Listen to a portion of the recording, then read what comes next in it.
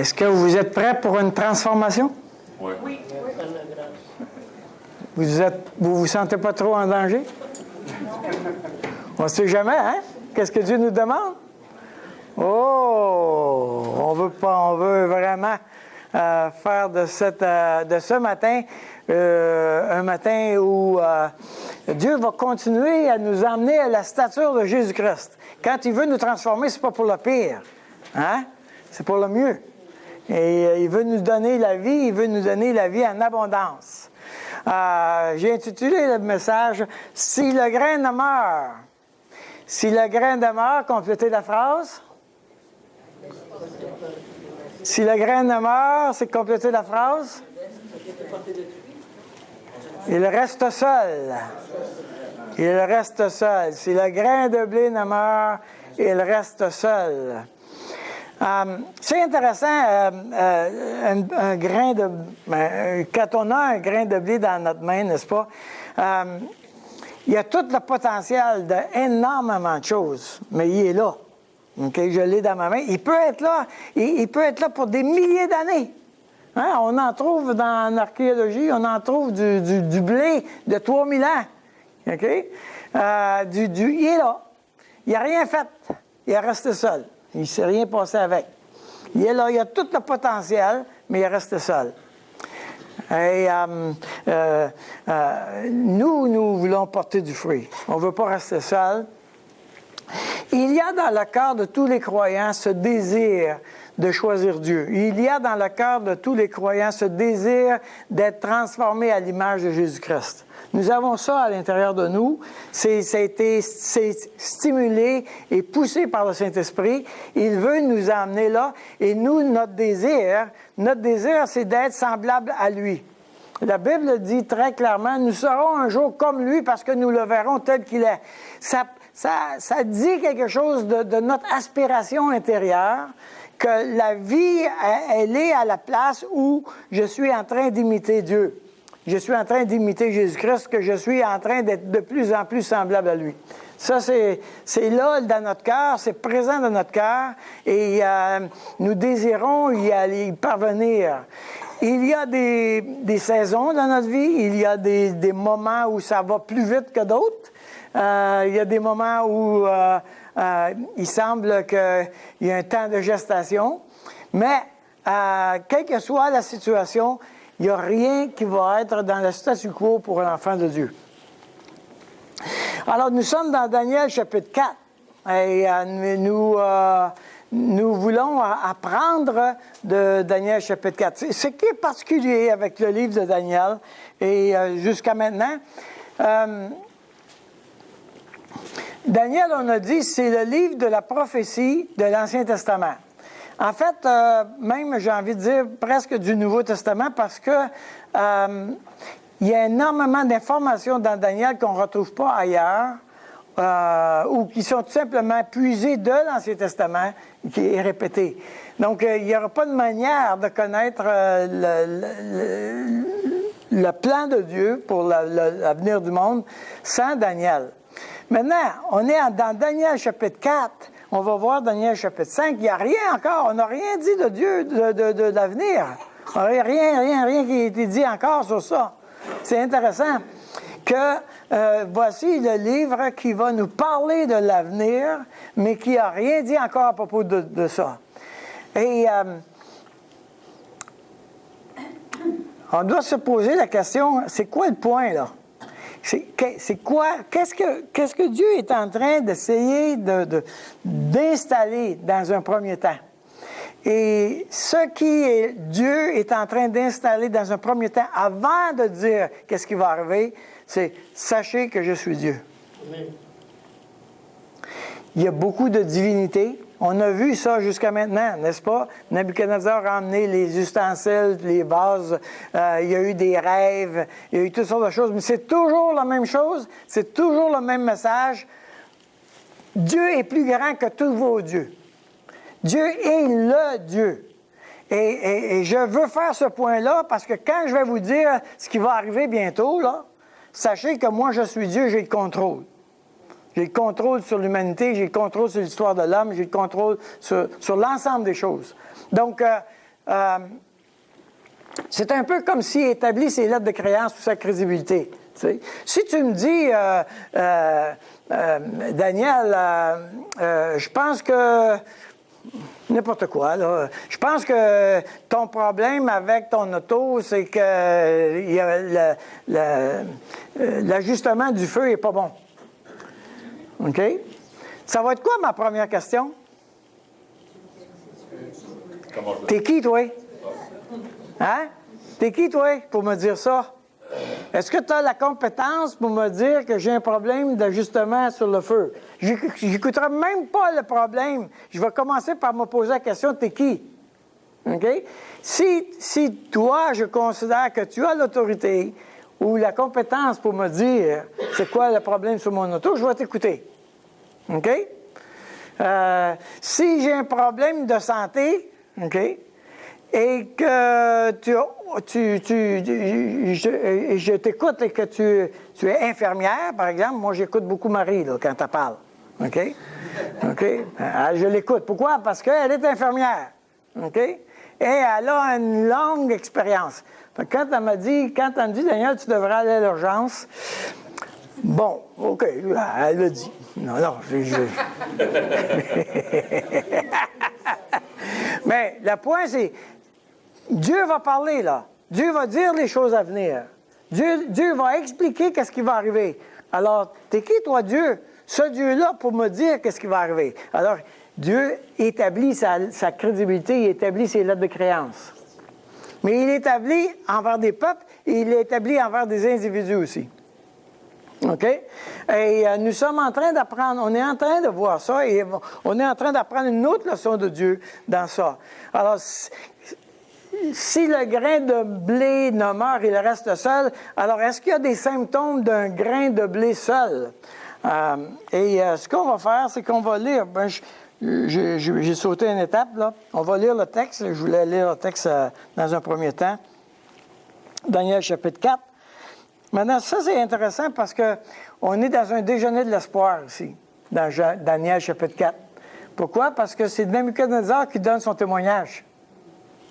Intéressant, hein?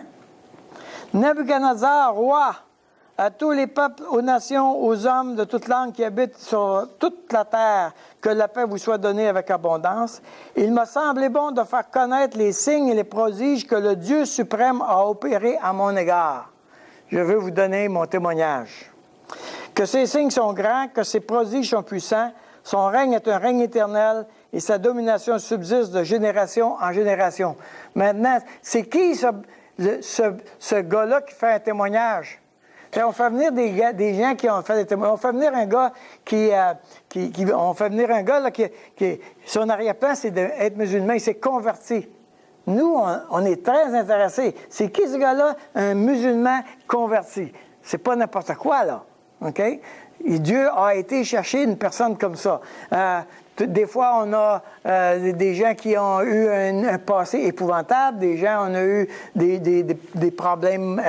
On a eu un témoignage d'un homme qui a eu des problèmes de santé mentale graves, chroniques, où il était hospitalisé pendant des années et qui a montré comment Dieu l'a guéri. Oui. Donc, quand on écoute un témoignage comme ça, c'est extraordinairement pesant. Là, c'est Nabuchodonosor, lui, qui est le plus puissant être humain sur la Terre. C'est l'équivalent du président des États-Unis. Bon, je ne sais pas s'il est encore très puissant, le président des États-Unis, là, mais disons on dit que c'est encore l'homme le plus puissant de la Terre. OK? Mais Nabuchodonosor, à cette époque-là, c'était l'homme le plus puissant de la Terre. Et là, il donne son témoignage. Il dit, j'ai rencontré Dieu. J'ai rencontré Dieu. C'est quelque chose, hein? Moi, Nabuchodonosor, je vivais tranquille dans ma maison et heureux dans mon palais. J'ai eu un songe qui m'a effrayé. Les pensées dont j'étais poursuivi sur ma couche et les visions de mon esprit me remplissaient d'épouvante. J'ordonnai qu'on fasse venir devant moi tous les sages de Babylone, afin qu'ils me donnent explication du songe. Alors vers les magiciens, les astrologues, les chaldéens et les devins, je leur dis le songe, et ils ne m'en donnèrent point d'explication. En dernier lieu se présenta devant moi Daniel, nommé Belchassar, d'après le nom de mon Dieu, et qui a en lui l'esprit des dieux saints. Je lui dis le songe. Belchassar, chef des magiciens, qui a en toi, je le sais, l'esprit des dieux saints et pour qui aucun secret n'est difficile, donne-moi l'explication des visions que j'ai eues en vision, en songe. Voici les visions de mon esprit pendant que j'étais sur ma couche. Je regardais et voici, il y avait au milieu de la terre un arbre d'une grande hauteur. Cet arbre était devenu grand et fort, sa cime s'élevait jusqu'aux cieux et on le voyait des extrémités de toute la terre. Son feuillage était beau et ses fruits abondants. Il portait de la nourriture pour tous. Les bêtes des champs s'abritaient sous son ombre. Les oiseaux du ciel faisaient leur demeure parmi ses branches et tout être vivant tirait de lui sa nourriture. Dans les visions qui se présentaient à mon esprit pendant mon sommeil, je regardais, voici un de ceux qui veillent et qui sont saints descendit des cieux. Et criait avec force et parlant ainsi, abattez l'arbre et coupez ses branches, secouez le feuillage et dispersez les fruits, que les bêtes fuient de dessous et les oiseaux du milieu de ses branches.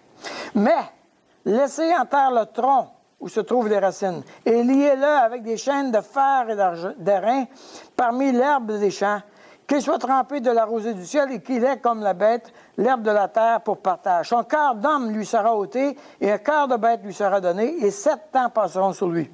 100 ans, c'est un décret de ceux qui veillent. Cette résolution est un ordre des saints, afin que les vivants sachent que le Très-Haut domine sur le règne des hommes. On est encore là, avec la même chose, même intention. Que le cœur des hommes sache que le Très-Haut domine sur le règne des hommes. Il va annoncer des choses à venir, mais il est en train d'écrire sa lettre de référence. Qu'il le donne à qui lui plaît et qu'il élève le plus vil des hommes. Voilà le songe que j'ai eu, moi, le roi Nebuchadnezzar. Toi, Belchassar, donne-en l'explication, puisque tous les sages de mon royaume ne peuvent me le donner. Toi, tu le peux, car tu as en toi l'esprit des dieux saints. Alors Daniel, nommé Belchassar, fut un moment stupéfait et ses pensées le troublaient. Le roi reprit et dit, Belchassar, que le songe et l'explication ne te troublent pas. Et Belchassar répondit, Mon Seigneur, que le songe soit pour tes ennemis et son explication pour tes adversaires. L'arbre que tu as vu et qui était devenu grand et fort, dont la cime s'élevait jusqu'aux cieux et qu'on voyait de tous les points de la terre, cet arbre dont le feuillage était beau et les fruits abondants, qui portait de la nourriture pour tous, sous lesquels s'abritaient des bêtes des champs, parmi les branches duquel les oiseaux du ciel faisaient leur demeure, c'est toi, ô roi, qui est devenu grand et fort, dont la grandeur s'est accrue et s'est élevée jusqu'aux cieux, et dont la domination s'étend jusqu'aux extrémités de la terre. Le roi a vu l'un de ceux qui veillent et qui sont saints descendre des cieux et dire, abattez l'arbre et détruisez-le, mais laissez en terre le tronc où se trouvent des racines et liez-le avec des chaînes de fer et d'airain parmi l'herbe des champs, qu'il soit trempé de la rosée du ciel et que son partage soit avec les bêtes des champs, jusqu'à ce que 7 ans soient passés sur lui. Voici l'explication au roi. Voici le décret du Très-Haut. Maintenant, on devrait dire le chiffre 7. C'est le chiffre de la complétude. C'est-à-dire, c'est le chiffre où tout ce qui devait arriver est arrivé. Tout ce que Dieu avait prévu d'arriver est arrivé. Il a vraiment accompli tout ce qu'il avait à faire. Donc, on a 7 ans, 70 semaines, 7 jours. Voilà. Or, on te chassera du milieu des hommes, tu auras ta demeure avec les bêtes des champs, et l'on te donnera, comme au bœuf, de l'herbe à manger, tu seras trempé de la rosée du ciel, et 7 ans passeront sur toi, jusqu'à ce que tu saches que le Très-Haut domine sur le règne des hommes, et qu'il le donne à qui il lui plaît.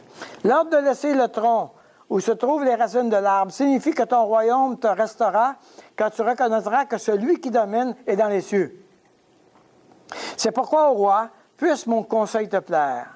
Mets un terme à tes péchés en pratiquant la justice et à tes iniquités en usant de compassion envers les malheureux, et ton bonheur pourra se prolonger. Toutes ces choses se sont accomplies pour le roi Nebuchadnezzar. Au bout de 12 mois, comme il se promenait dans le palais royal à Babylone, le roi prit la parole et dit, « N'est-ce pas ici Babylone la grande, que j'ai bâtie comme résidence royale par la puissance de ma force et pour la gloire de ma magnificence? » Hey, il se pète les bretelles. La parole était encore dans la bouche du roi qu'une voix descendit du ciel. « Apprends, roi Nebuchadnezzar, qu'on va t'enlever le royaume. On te chassera du milieu des hommes. Tu auras ta demeure avec les bêtes des champs. On te donnera comme au bœuf de l'herbe à manger. Et 7 ans passera sur toi jusqu'à ce que tu saches que le Très-Haut domine sur le règne des hommes et qu'il le donne à qui il lui plaît. Au même instant, la parole s'accomplit sur Nabuchodonosor. Il fut chassé du milieu des hommes et il mangea de l'herbe comme les bœufs. Son corps fut trempé de la rosée du ciel jusqu'à ce que ses cheveux croissent comme les plumes des aigles et ses ongles comme ceux des oiseaux. Après le temps marqué, moi, Nabuchodonosor, je levai les yeux vers le ciel et la raison me revint.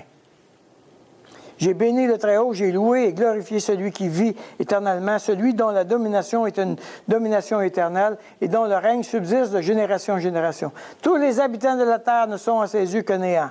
Il agit comme il lui plaît avec l'armée des cieux et avec les habitants de la terre. Il n'y a personne qui résiste à sa main et qui lui dise « Que fais-tu » En ce temps-là, la raison me revint, la gloire de mon royaume, ma magnificence et ma splendeur me furent rendues. Mes conseillers et mes grands me redemandèrent, je fus rétabli dans mon royaume et ma puissance ne fit que s'accroître. Maintenant, moi, Nabuchodonosor, je loue, j'exalte et je glorifie le roi des cieux, dont toutes les œuvres sont vraies et les voies justes et qui peut rabaisser ceux qui marchent avec orgueil. C'est un très long texte. J'ai hésité de me poser la question si je devais le lire, mais bon, on a passé au travers. Nabuchodonosor, ça peut être Nabuchodonosor ou Nebuchadnezzar, ça dépend comment on traduit le mot. OK? Il est touché par Dieu. Il est touché par Dieu à cause de son orgueil. Alors, quels sont les symptômes d'un grain seul? Est-ce que moi, dans ma vie, je peux identifier si je suis un grain seul, un grain qui ne meurt pas? Ou est-ce qu'il y a un élément dans ma vie qui doit mourir? OK? Alors, on a 2 exemples ici, et je veux les avoir, je tiens à les avoir en parallèle parce que Israël est à Babylone, c'est pas pour rien. C'est l'histoire d'Israël en même temps, et c'est l'histoire de Nabuchodonosor en même temps. Donc, on a 2 histoires en même temps, on a 2 exemples. 2 exemples de ce que Dieu est en train de faire avec le grain de blé. Nabuchodonosor est un grain de blé, puis Israël est un grain de blé. Dans les 2 cas, il y a des symptômes qui nous disent qu'ils sont seuls. Le roi de Babylone, Nabuchodonosor, était seul parce qu'il croyait en lui.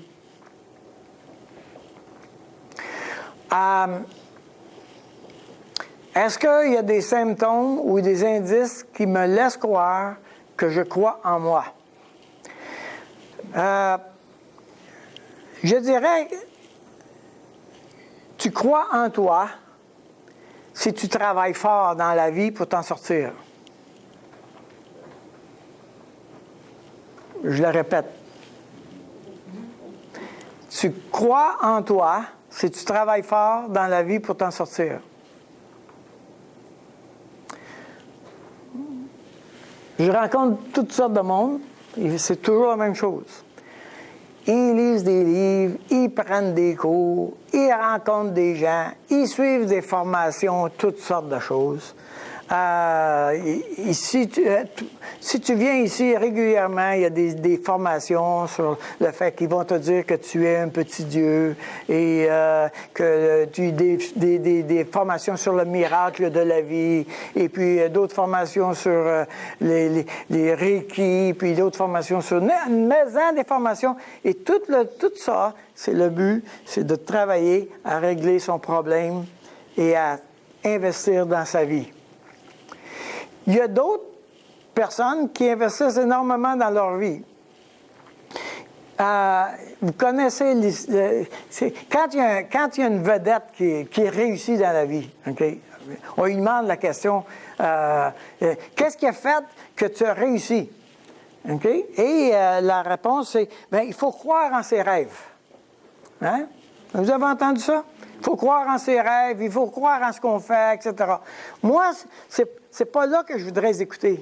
Savez-vous quand je voudrais écouter? Je voudrais les écouter quand ils vont avoir 65 ans. Parce que ces vedettes-là que j'entends, là, qu'il faut croire en ses rêves et tout ça, là,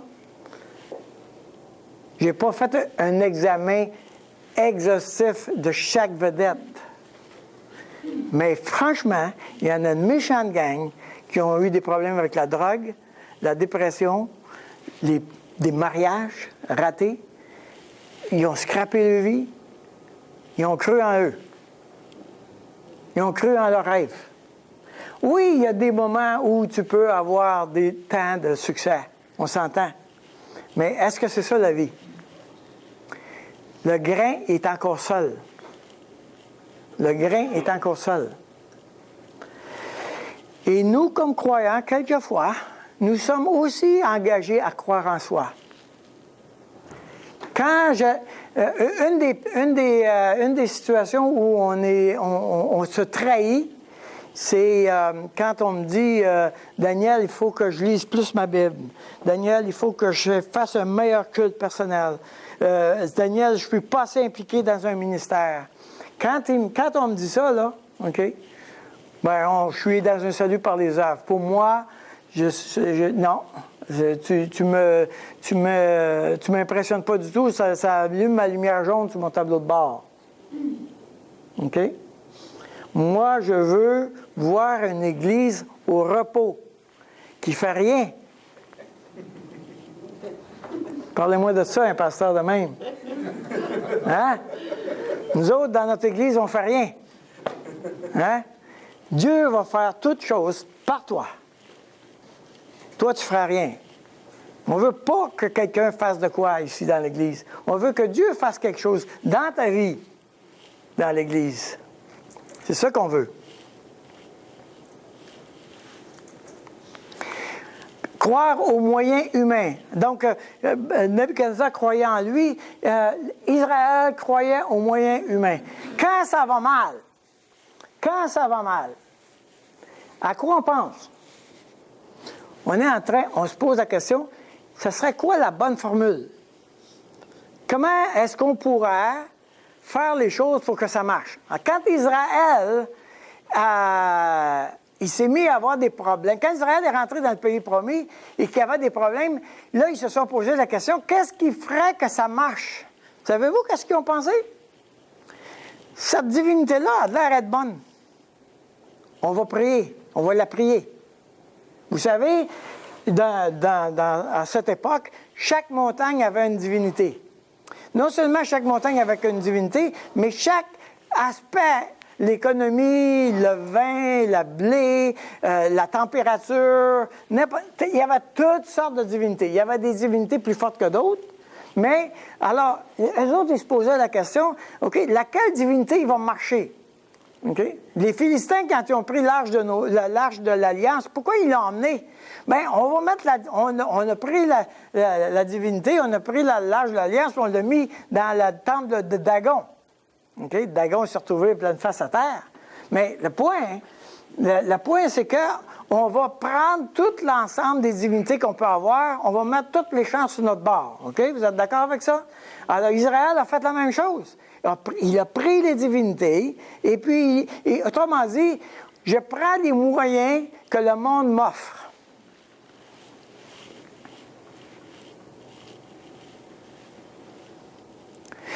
Savez-vous de quoi les pasteurs parlent entre eux autres quand on est ensemble? Je vais vous dire un petit secret. Entre nous. On regarde ça ici, hein? Quand les pasteurs se réunissent ensemble, ils se posent la question, comment on pourrait faire pour évangéliser pour que ça marche? Quelle méthode on pourrait avoir qui ferait qu'on amène ça dans l'Église puis il y a des gens qui se convertissent? On passe notre temps à parler juste de ça. C'est ça, on est obsédés. C'est quoi la patente qui va marcher? Ça va être, c'est quoi le système qui va marcher? OK? Aux États-Unis, ils en ont trouvé. Okay? Il y a des églises qui font... Ils ont une limousine comme prix de présence. Why not? Hein? Bon, on commence par là. C'est ça qu'ils comprennent, eux autres. On va lui donner une limousine, puis on va leur prêcher l'Évangile. C'est ça? Hein? On cherche une manière qui va faire que les gens vont être intéressés à l'Évangile. On a toutes sortes de patentes. Je ne dis pas qu'on n'est pas responsable de parler selon les temps de notre époque. Je ne dis pas ça. Nous, on est responsable. Mais quelquefois, on est tenté d'utiliser le même système que le monde pour attirer les gens.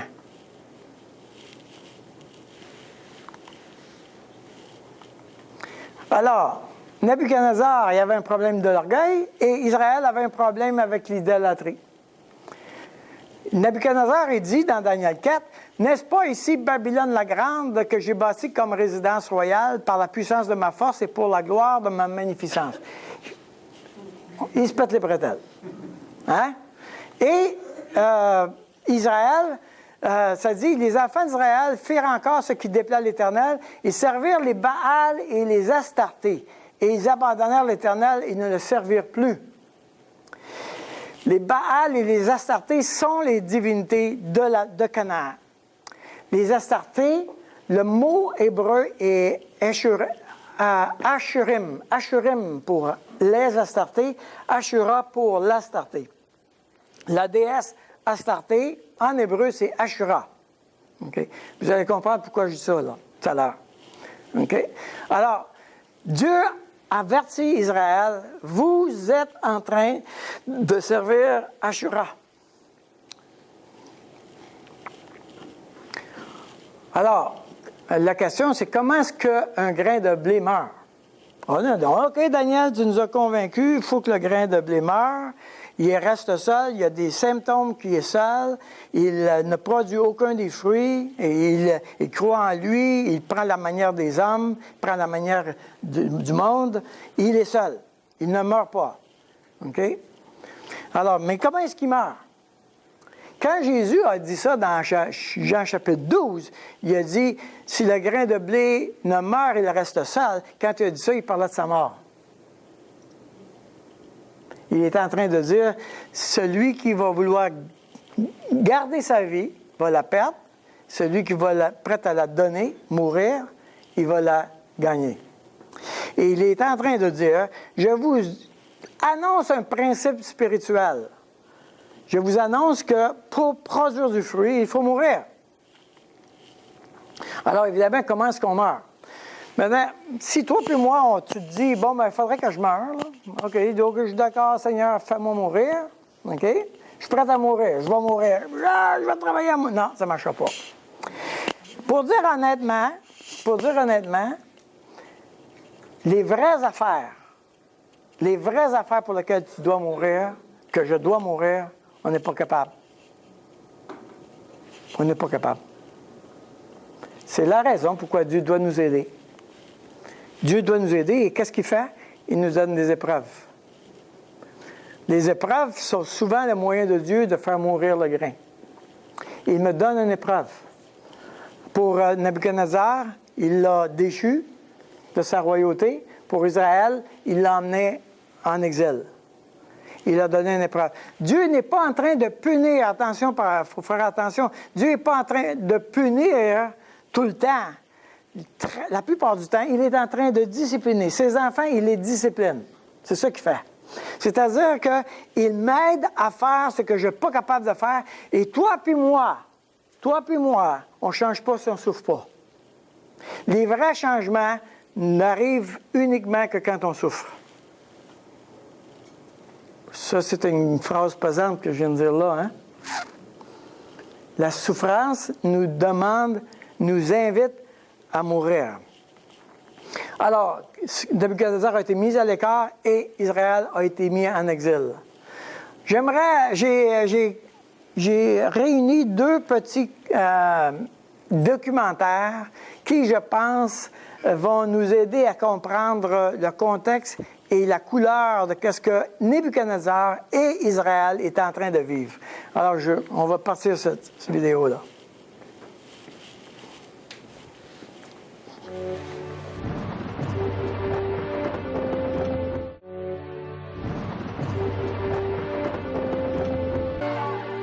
livre du Deutéronome contient l'interdiction catégorique d'adorer d'autres dieux, les 10 commandements.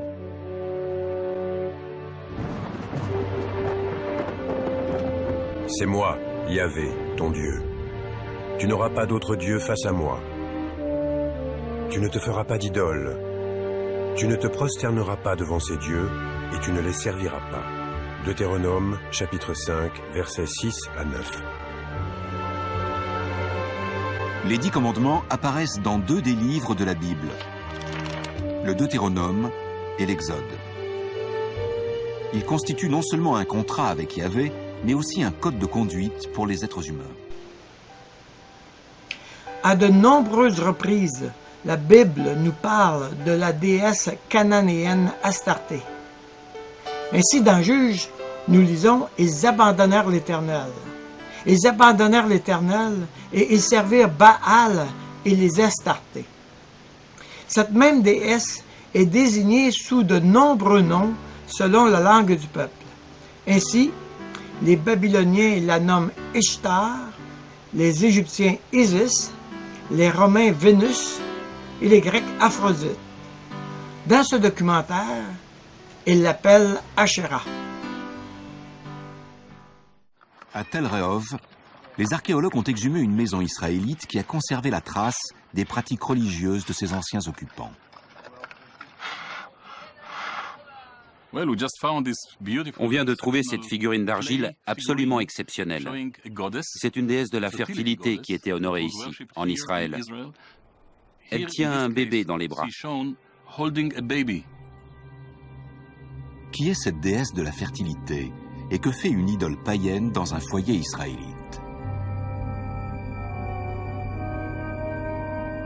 En 1968, une découverte spectaculaire apporte un premier élément de réponse.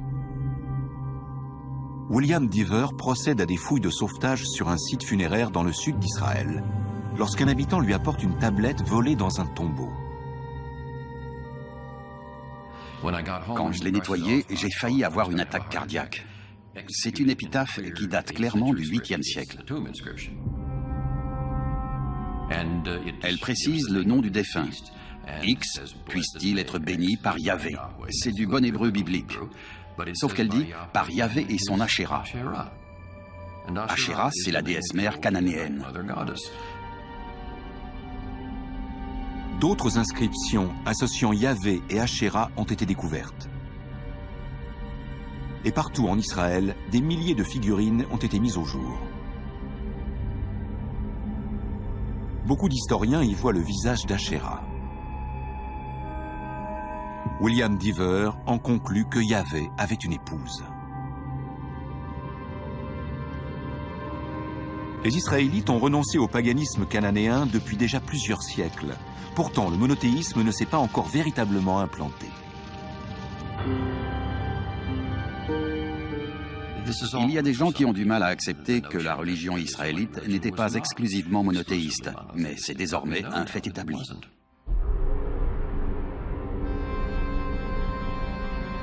La Bible reconnaît que les Israélites ont continué à adorer Asherah et d'autres dieux cananéens, tels que Baal.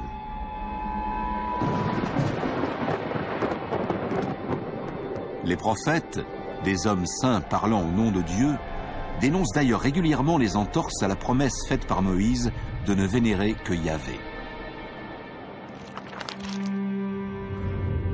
Ceux qui les appelaient, ils s'en sont écartés. C'est au Baal qu'ils ont sacrifié, et c'est à des idoles taillées qu'ils ont brûlé des offrandes. Osée, chapitre 11, verset 2. Les Israélites avaient signé un pacte avec Dieu. S'ils le respectaient, Dieu les récompenserait, mais s'ils le rompaient, il les punirait. Et il ferait des puissances étrangères l'instrument de sa punition. Jérémie fut un des prophètes qui avertit du jugement de Dieu et qui fut témoin de la conquête des Babyloniens à Jérusalem. Il avait averti à de nombreuses reprises le peuple du jugement de Dieu. Il dit en effet, « Ainsi parle l'Éternel. Voici, je te livrerai à la terreur, toi et tous tes amis. Ils tomberont par l'épée de leurs ennemis, et tes yeux le verront. Je livrerai aussi tout Juda entre les mains du roi de Babylone, qui les amènera captifs à Babylone, il les frappera de l'épée. Je livrerai toutes les richesses de cette ville, tout le produit de son travail, tout ce qu'elle a de précieux. Je livrerai tous les trésors des rois de Juda entre les mains de leurs ennemis, qui les pilleront, les enlèveront et les transporteront à Babylone. Les anciens Israélites continuent à servir d'autres dieux. L'alliance par laquelle Yahvé s'est engagé à faire régner éternellement le peuple élu et la dynastie de David à Jérusalem est rompue. Nabuchodonosor détruit ses remparts et fait raser la ville sainte.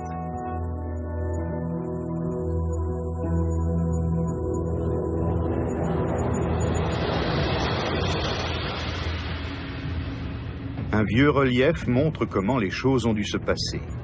Les Babyloniens franchissent les murs en se servant de tours mobiles.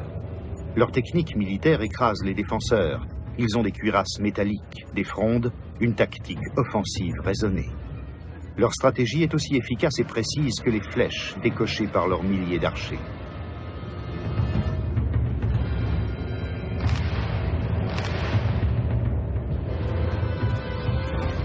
Impitoyable, Nabuchodonosor fait régner la terreur.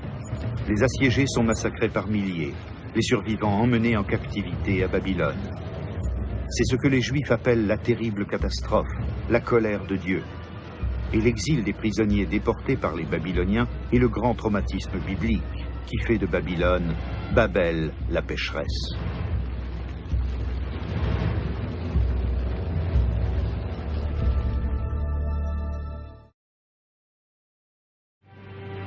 Après 400 ans d'existence, Israël est rayé de la carte.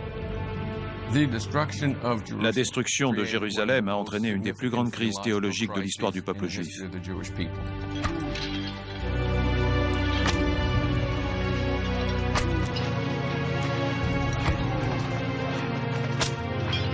Les prêtres, les prophètes et les scribes israélites sont enchaînés et emmenés à Babylone.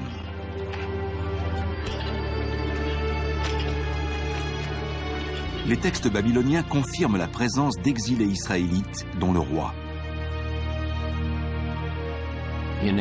Quand l'incroyance règne, on se dit que Dieu est mort. C'est ce qu'ont dû penser les rescapés de la chute de Jérusalem. Comment Dieu avait-il pu laisser détruire son temple, sa maison, le signe manifeste de sa présence ici-bas?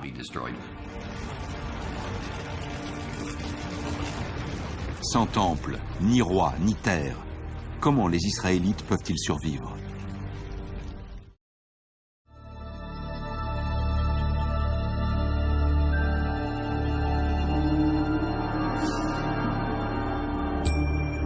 Aujourd'hui encore, on peut visiter en Irak les vestiges de Babylone. Mais au début du XXe siècle, on ne peut guère voir que des fondations et des décombres de briques.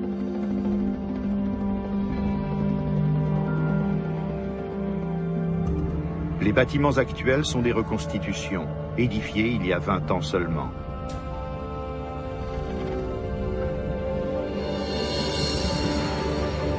Ils n'en donnent pas moins une idée de la splendeur et de la taille imposante de cette immense cité antique, lieu mythique, lieu de légende et de superlatifs.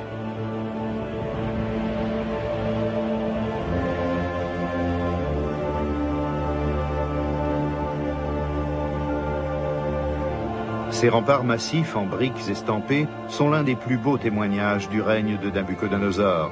Ils mesuraient 12 mètres de haut et avaient, paraît-il, la largeur des plus grandes routes de l'époque. Mais la photo aérienne montre bien que l'archéologie n'a étudié jusqu'ici qu'une petite fraction de l'ancienne superficie de la ville.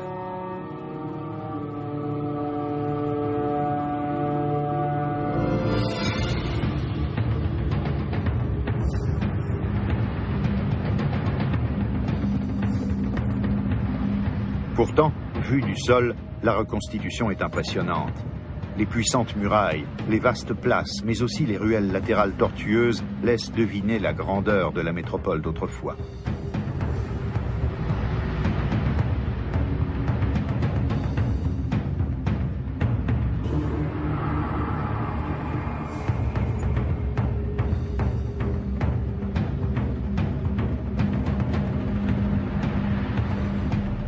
des centaines de ruelles sinueuses, des dizaines de grandes places. Et ce n'est pourtant qu'une petite partie de la Babylone antique. En réalité, à l'époque de Nabuchodonosor, elle avait les dimensions qui apparaissent sur cette photo aérienne. Elle était 60 fois plus grande que la reconstitution actuelle.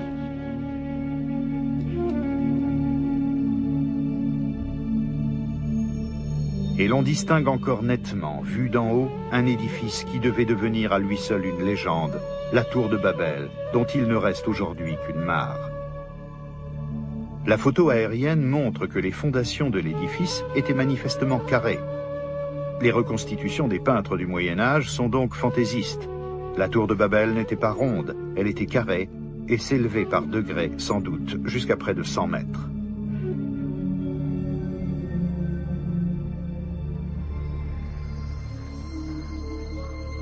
La construction massive qui se dressait là a stimulé les imaginations à toutes les époques. Plus encore que la ville de Babylone, la tour de Babel devient le symbole d'un orgueil effréné qui court à sa perte. L'artère passant par cette porte d'Ishtar était celle des dieux, la route des processions, où se célébrait la grande fête de la nouvelle année, comme le disent les estampilles de ces briques.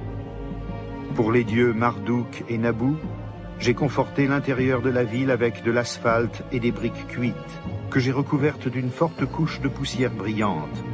Puissiez-vous, ô Dieu, parcourir allègrement ces rues. Voilà ce que Nabuchodonosor fait imprimer sur ces briques, à des milliers d'exemplaires.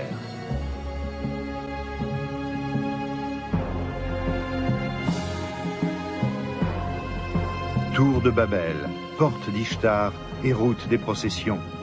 Des œuvres de dévotion religieuse, des prières transmuées en pierre.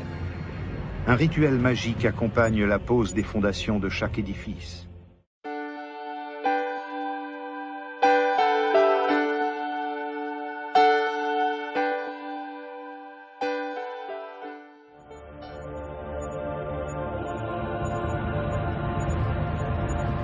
Ce que j'ai fait, nul ne l'a fait avant moi. C'est en ces termes que Nabuchodonosor évoque sa propre gloire.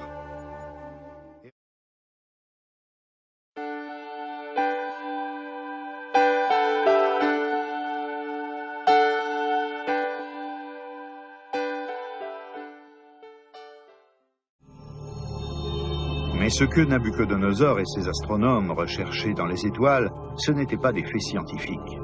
Pour eux, les corps célestes étaient des dieux, et le déroulement de l'ensemble des phénomènes cosmiques devait se refléter dans toute réalité terrestre.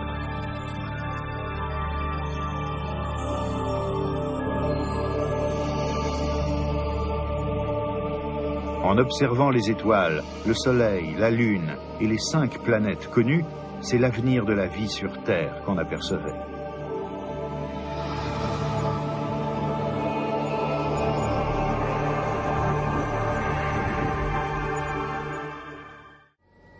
Des siècles durant, soir après soir, les Babyloniens ont cherché dans le ciel des signes, des aspects remarquables, des corrélations. Certaines étoiles constituaient des familles, comme ces Gémeaux qui gardent la porte du ciel.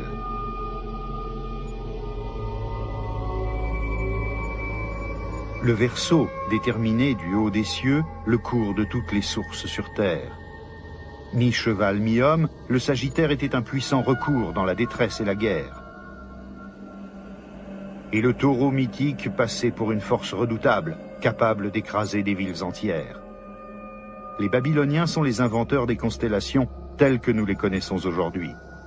Ce sont eux qui découpèrent le ciel selon les 12 signes du zodiaque et enregistrèrent le cours des astres. Écrasés par les temples immenses et les statues géantes des dieux babyloniens, les Israélites doivent répondre à une question fondamentale. Pourquoi Yahvé, leur Dieu, les a-t-il abandonnés?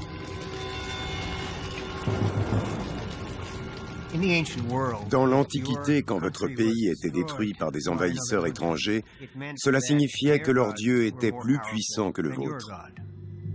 Il semblait donc tout naturel de servir les dieux les plus puissants. Mais les survivants ont continué à vénérer Yahvé, et ils se sont demandé comment une telle chose avait pu se produire. Ils adoptent d'abord une explication standard qu'on retrouve ailleurs dans le Proche-Orient antique. Nous avons dû faire quelque chose de mal pour nous attirer la colère de notre Dieu. C'est de là que vient l'idée que le polythéisme a entraîné notre chute et qu'il n'y a finalement qu'un seul Dieu. Les Israélites renoncent à cette folie qu'est le polythéisme. Le monothéisme triomphe et les découvertes archéologiques le prouvent.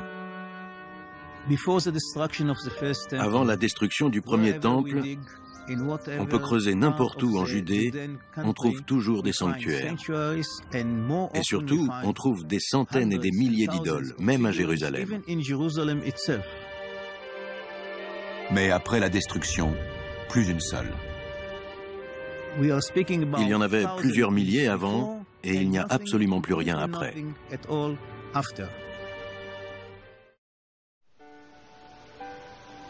Ainsi, les Israélites entendirent le prophète qui disait « C'est pourquoi dites à la maison d'Israël, ainsi parle le Seigneur l'Éternel.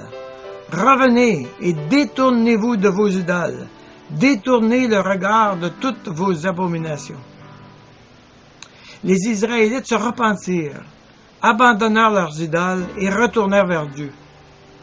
La Bible ne dit-elle pas « Si mon peuple, sur qui est invoqué mon nom, s'humilie, prie et cherche ma face, s'il se détourne de ses mauvaises voies, je l'exaucerai des cieux, je lui pardonnerai son péché et je guérirai son pays. » Dieu ramena Israël dans son pays après 70 ans, tout comme Jérémie avait déjà prophétisé. Tout ce pays deviendra une ruine, un désert, et nous serons asservis au roi de Babylone pendant 70 ans. Et Babylone se trouva soudain reléguée au rang de note marginale dans une histoire du monde qui déjà s'écrivait en d'autres lieux. La Bible eut finalement le dernier mot, avec sa prophétie terrible. Le lieu sera dévasté pour toujours, afin que personne n'y habite, ni homme, ni bête, et qu'il soit désert à jamais.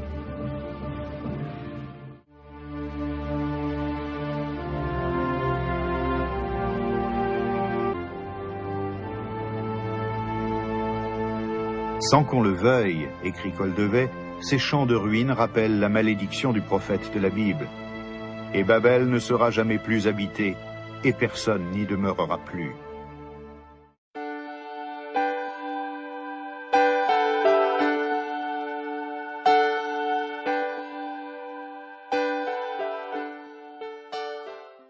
Alors, est-ce qu'on peut s'imaginer, est-ce qu'on peut voir Israël qui avait pris les divinités des autres peuples et Dieu dit « Ouais, vous voulez voir, ça mène où ça, cette affaire-là? Vous voulez voir, ça sert à quoi? Puis qu'est-ce que ces dieux-là peuvent faire pour vous autres? Je vais vous le montrer, moi. Il les amène à Babylone, le haut lieu de toutes les divinités. C'est la capitale mondiale, OK? Avec la tour de Babel et tout le kit. Là, ils sont en plein dedans.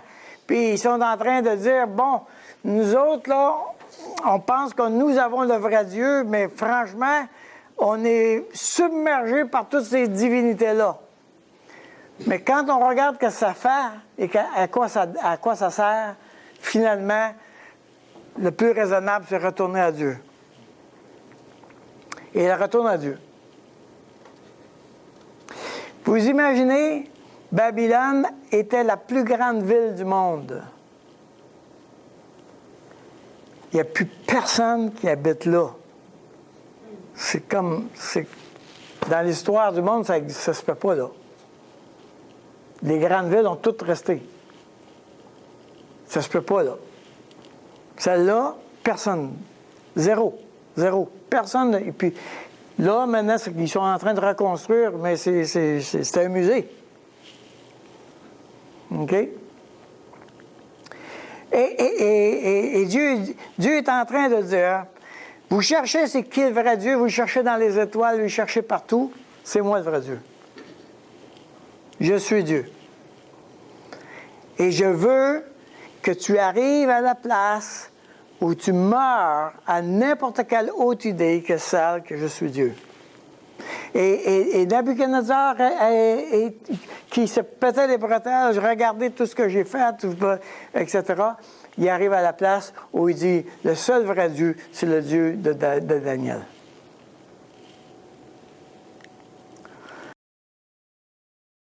Et Nabuchodonosor se convertit et Israël se repent.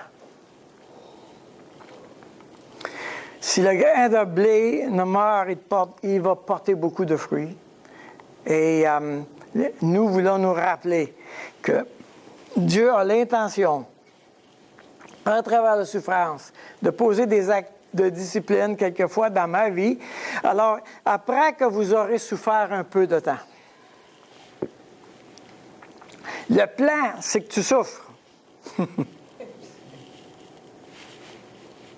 Le plan, c'est que tu souffres pour te délivrer de toi-même, pour se libérer de nous. Il veut nous perfectionner, nous emmener à être inébranlables. Dieu, c'est mon Dieu, il n'y en a pas d'autre. C'est lui qui est la vie, c'est lui qui me dit quoi faire, puis c'est par là que je vais aller. Je prends aucun autre moyen, je renonce à toutes les autres idées. C'est celle-là que je prends. Alors, est-ce que je suis encore un grain de blé seul ou est-ce que je suis prête à abandonner toutes les autres choses, les affaires, les choses que j'essaie de faire, les choses que j'essaie d'accomplir, les idées que j'emprunte du monde? Non, maintenant, Seigneur, me voici. Me voici. Et Seigneur, à travers la souffrance, montre-moi qu'est-ce que je dois lâcher qui ne t'appartient pas. Montre-moi qu'est-ce que je dois lâcher qui ne fait que je ne porte pas de fruits. Je veux porter du fruit, Seigneur. Sans la souffrance, on n'est pas capable de le lâcher. Honnêtement, on n'est pas capable. Alors, Seigneur, merci pour les temps d'épreuve. C'est ce qui nous permet d'avancer avec toi. Si le grain de blé ne meurt, si le grain meurt, il porte beaucoup de fruits. Le disciple n'est pas plus grand que le maître. Le maître est mort pour qu'on ait la vie. Nous allons mourir pour que d'autres aient la vie. Ça va être comme ça. Est-ce qu'on voudrait semer notre grain pour qu'il meure? Est-ce que tu veux donner la permission à Dieu? Seigneur, prends ça dans ma vie. Prends ça dans ma vie, ça me retient. Je veux le garder, ça garde mon confort, ça garde ma sécurité. J'ai peur de te le donner, Seigneur. Seigneur, je te donne la permission, je le mets dans la terre et Seigneur, fais-le grandir comme toi tu veux. Vraiment. À ta manière, en ton temps. Et Seigneur, j'ai confiance que tu vas me prendre par la main parce que tu veux mon bien, tu veux mon bonheur, tu veux que j'aie la vie. Tu veux pas que je me détruise. Tu veux pas que je sois malheureux. Tu veux que j'ai la vie et que je porte du fruit.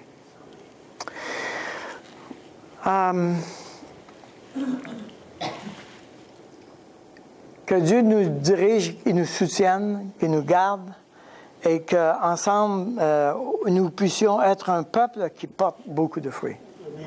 C'est ma prière. Bonne semaine. Que le Seigneur vous garde.